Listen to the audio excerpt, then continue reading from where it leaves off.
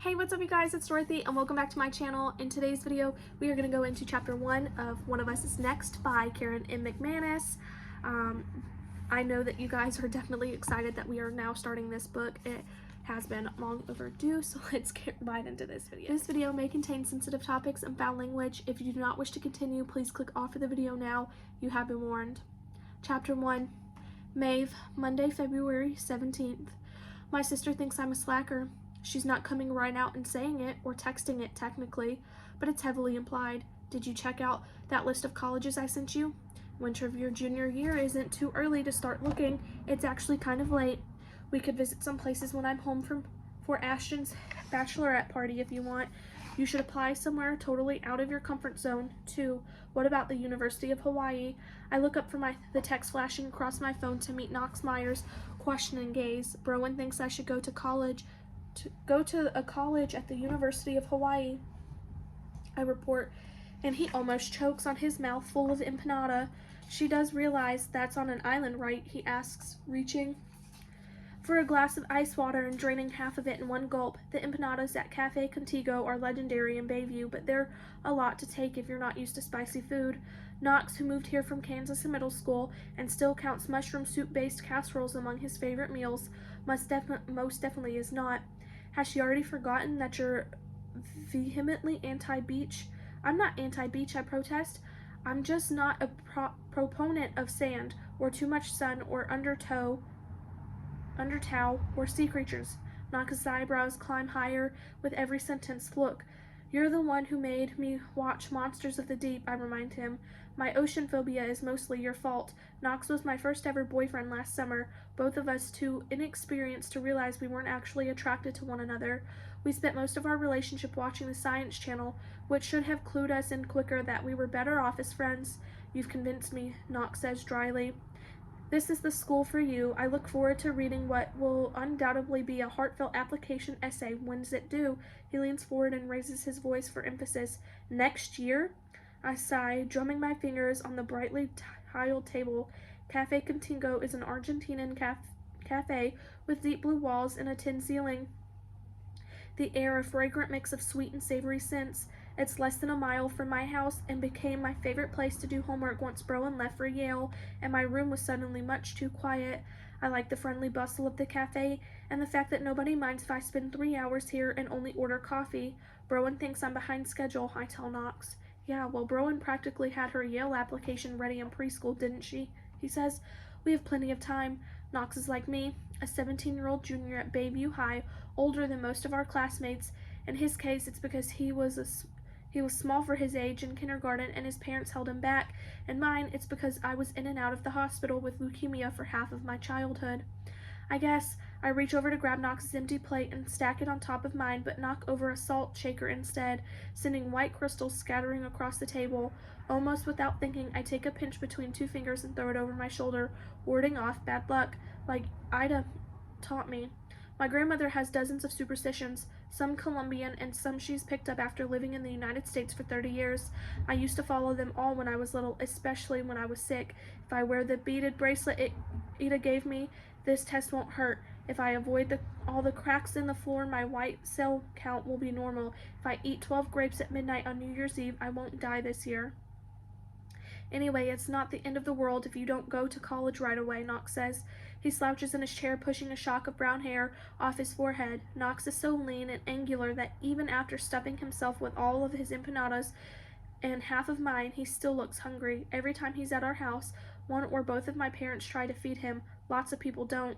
His glance flicks around the restaurant before landing on Addie Prentice pushing through the kitchen doors with a tray balanced in one hand. I watch Addie wind her way through Cafe Contigo, dropping off plates of food with practiced ease. Over Thanksgiving, when the true crime show Michael Powers Investigates aired its special report, The Bayview Four, Where Are They Now?, Addie agreed to be interviewed for the first time ever, probably because she could tell that the producers were gearing up to present her as the slacker of the group. My sister made it to Yale. Cooper had a splashy scholarship to Cal State Fullerton. Even Nate was taking a few community college classes, and she wasn't having it.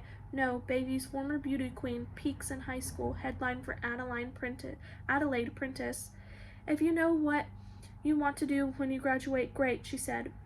perched on a stool in Cafe Contigo with the day's specials written in brightly colored chalk on the blackboard behind her. If you don't, why pay a fortune for a degree you might never use? There's nothing wrong with not having your entire life mapped out when you're 18 or 17. I eye my phone warily, waiting for another barrage of Browen texts. I love my sister, but her perfectionism is a hard act to follow. The evening crowd is starting to arrive, filling the last of the tables as someone turns all the wall-mounted big-screen televisions to Cal State Fulton's baseball season opener. Addie pauses when her tray is almost empty and scans the room, smiling when she catches my eye. She makes her way to our corner table and places a small plate of Alfredos between Knox and me. The dulce de leche sandwich cookies are a Cafe Contigo specialty, and they're the only thing Addie has learned to make during her 9 months working here. Knox and I both reach for them at the same time. You guys want anything else? Addie asks, tucking a lock of silvery pink hair behind her ear. She's tried a few different colors over the past year, but nothing that isn't pink or purple lasts for very long. You should get your order in now if you do. Everyone's taking a break.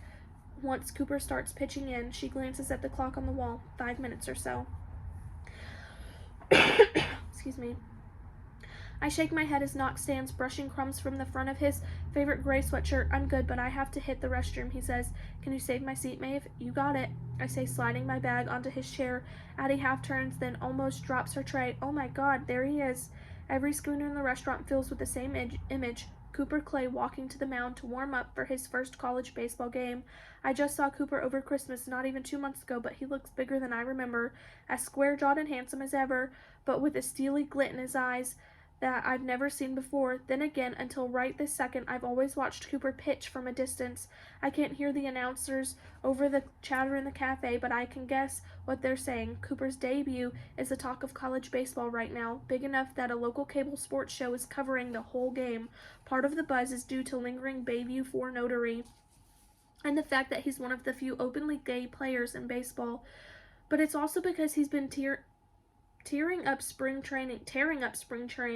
Sports analysts are taking bets on whether he'll jump to the majors before he finishes a single college season.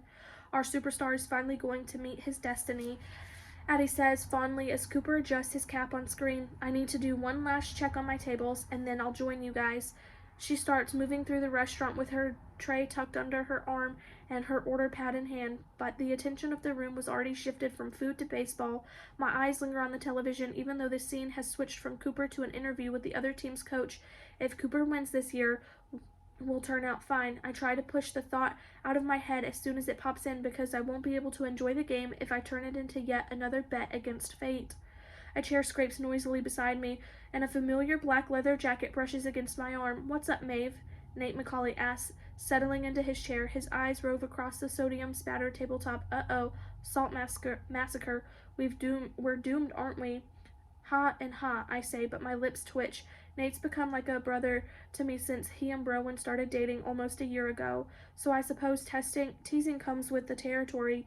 Even now, when they're on a break, for the third time since Browen left for college, after spending last summer angsting over whether a 3,000-mile long-distance relationship could work, my sister and her boyfriend have settled into a pattern of being inseparable, arguing, breaking up, and getting back together. That oddly seems to work for the both of them. Nate just grins, and we lapse into a comfortable silence. It's easy hanging out with him and Addie and the rest of Rowan's friends. Our friends, she always says, but it's not really true. They were hers first, and they wouldn't be mine without her. My phone buzzes as if on cue, and I look down. Another text from Browen. Has the game started? Soon, I type. Cooper's warming up. I wish it were on ESPN so I could watch. Pacific Coast Sports Network does not sadly air in New Haven, Connecticut, or any place outside a 3-hour radius of San Diego, and they don't live stream online either. I'm recording it for you, I remind her. I know, but it's not the same. Sorry. I swallow the last of my cookie, watching the gray dots linger on my phone screen for so long that I'm positive I know what's coming next. Browen is a lightning-fast texter. She never hesitates unless she's about to say something she thinks she shouldn't, and there's currently only one topic on her self-imposed do not raise list. Sure enough, is Nate there? My sister may not live one room away from me anymore, but it doesn't mean I can't still give her a hard time. Who? I text back, then glance at Nate. The wind picked up. Browen says hi, I tell him. His dark blue eyes flash, but his expression remains impassive. Hi back. I get it, I guess. No matter how much you care about someone, things change when they used to be around all the time and then suddenly they're not.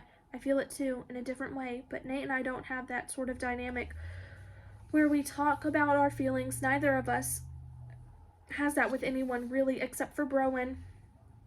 So I just make a face at him. Repression is unhealthy, you know. Before Nate can reply, there's a sudden flurry of activity around us. Knox returns, Addie pulls a chair over to our table, and a plate of tortilla chips covered with shredded steak, melted cheese, and chimichurri, Cafe Contigo's version of nachos, materializes in front of me. I look up in the direction they came from to meet a pair of deep brown eyes. Game snacks, Luis Santos says, transferring the towel he used to hold the plate from his hand to his shoulder. Luis is Cooper's best friend from Bayview High, the catcher to Cooper's pitcher on the baseball team until they both graduated last year. His parents own Cafe Contigo, and he works here part-time while taking classes at City College. Ever since I made this corner table my second home, I see more of Luis than I did when we went to school together.